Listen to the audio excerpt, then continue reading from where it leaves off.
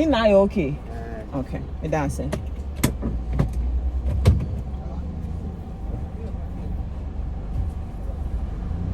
Hey. I'm saying, be a choking me.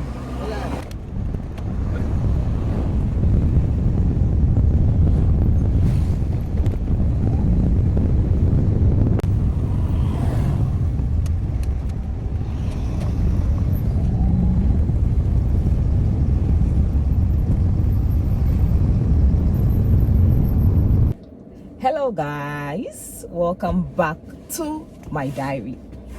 Today is such a huge day for me. I finally am getting my HPV vaccine. I have been on this journey of deciding to get and taking the steps, because I've wanted to take an HPV vaccine since. But then, as at the time I decide first, I was like, oh, and I think after uni, I was dilly-dallying. Then when I started working, I decided, no, let me go and find out how much. I'm like, now that I'm ready to get this HPV vaccine, see how expensive it was. Yeah, the facility I found out, I know there are two types. There's the one that has protection against the 4 strains. That's the, I think, 1,000 Ghana cedis, which I'm getting. And then there's one that is the 3,000 Ghana cedis, which protects you against 9 strains. But finally, I'm getting my HPV vaccine, and I'm so excited.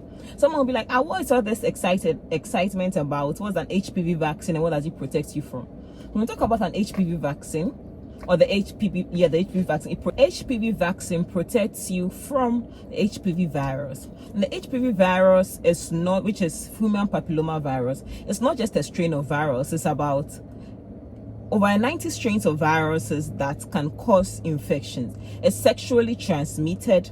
Does not mean that you need to have sexual intercourse to get it. Sexual contact, when your genital part and another person's genital part means even it was also sexual intercourse. Once there's a sexual contact, exchange of sex toys and all that, predisposes you to getting this HPV virus. Now, for most people would have gotten into contact with this HPV virus and it would have cleared, because there's the high risk strains and then there's the low risk strains.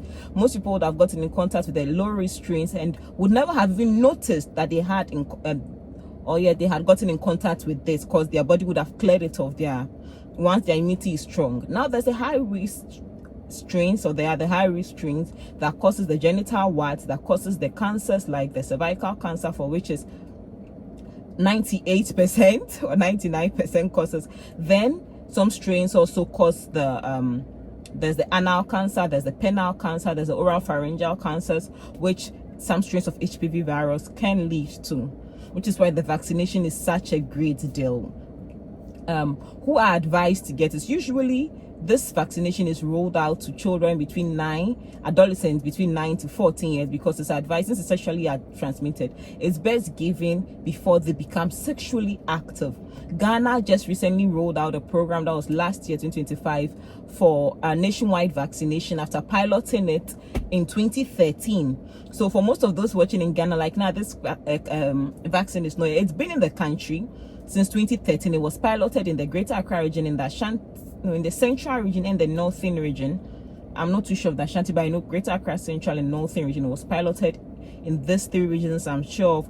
And then in 2025, after learning and picking the lessons from the pilot, it's finally rolled out a vaccination program, nationwide vaccination program for the child 9 to 14 years, and I believe it has come to stay.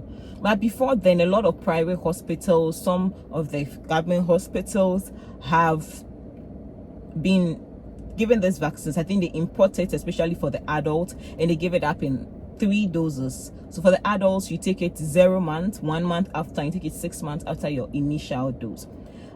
For privacy sake, I will not reveal the hospital which I'm going to get my vaccine at. However, now if you walk to any of these government hospitals and ask them about the HPV vaccine, they would tell you the ones that they have available, and then you make an informed decision. I'll carry you guys along, and then when I am done, I'll tell you how I feel. This will be a series, so my first dose, my second dose, and my third dose.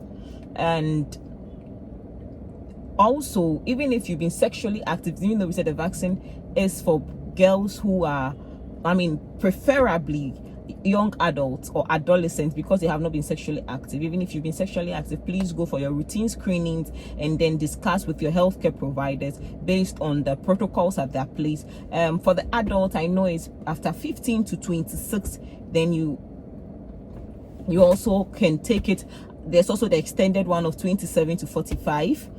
You also can take it. I just turned 26 3 months ago, and it's one of the reasons why, even though I've been thinking about getting this vaccine for the past 5 years and started doubting because of the cost, I eventually decided that no, I'm on the borderline and I must get my vaccine immediately. So I'm so excited to go for it today. Yeah, those Team Diary of a Midwife. How do I call my family members? Team Diary of a Ghanaian Midwife. Or hey mamas, please, if you have a child that is 9 to 14 years and has not been vaccinated here in Ghana, please go to any of the hospitals. I know that is free.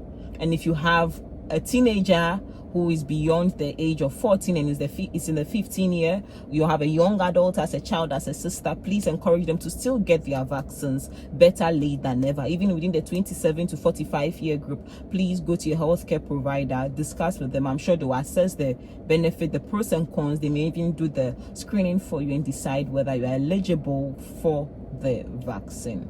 Yeah, so everybody who is been sexually active, please make sure that been sexually active, please do make sure that you get your pap smear done. Together we fight the cervical cancer, because we can't be losing our mamas to this one hell of a cancer. See you after my vaccination schedule. Bye bye. Or see you after my vaccination shot, no schedule. Bye bye.